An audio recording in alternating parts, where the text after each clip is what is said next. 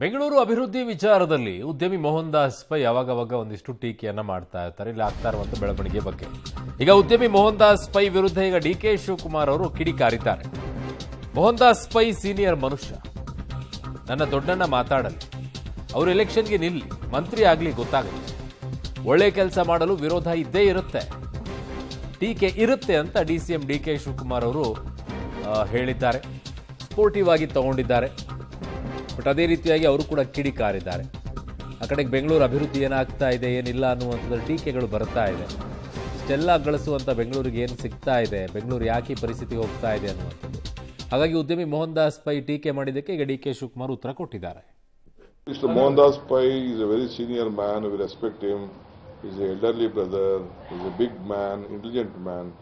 He should also come to a political arena. He should also be a part of a political process. He should win election. He should become a minister. He should become a parliament member. Then he will know what the difficulty is. Suggestions ಕೊಡೋದು ಬಹಳ ಜನ ಇದ್ದಾರೆ, ಸಲಹೆ ಕೊಡೋರು.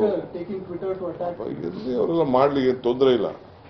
ಅವರು Bengaluru contribute ಮಾಡಿದ್ದಾರೆ, ನಾನು ಇಲ್ಲ ಅಂತ ಹೇಳೋದಿಲ್ಲ. ಬಟ್ ಎಲೆಕ್ಷನ್ಗೂ ಬರಲಿ, ಅವರೆಲ್ಲ ಬಂದಾಗ ಅವ್ರಿಗೆ ಪ್ರೋಸೆಸ್ ಏನು ಅಂತ ಗೊತ್ತಾಗ್ತದೆ, ಸಿಸ್ಟಮ್ ಏನು ಅಂತ ಗೊತ್ತಾಗ್ತದೆ. ನಾನು 50-60 ಸಾವಿರ ಕೋಟಿ ರೂಪಾಯಿ ಈಗ ಬ್ಯಾಂಕ್ ಗ್ಯಾರಂಟಿ ಕೊಟ್ಟಿದ್ದಾರೆ ಕಾರ್ಪೊರೇಷನ್ಗೆ. ಯಾವಾಗ ಕೊಟ್ಟಿರೋ 60 ಸಾವಿರ ಕೋಟಿ? 5 ವರ್ಷಕ್ಕೆ ಕೊಟ್ಟು ಅವರಿಗೆಲ್ಲ ಮಾಡ್ಬೇಕಾರೆ, ಒಂದು ಒಳ್ಳೆ ಕೆಲಸ ಮಾಡ್ಬೇಕಾದ್ರೆ ನಮಗೆ ವಿರೋಧ ಇದ್ದೇ ಇರ್ತದೆ, ಟೀಕೆ ಇದ್ದೇ ಇರ್ತದೆ.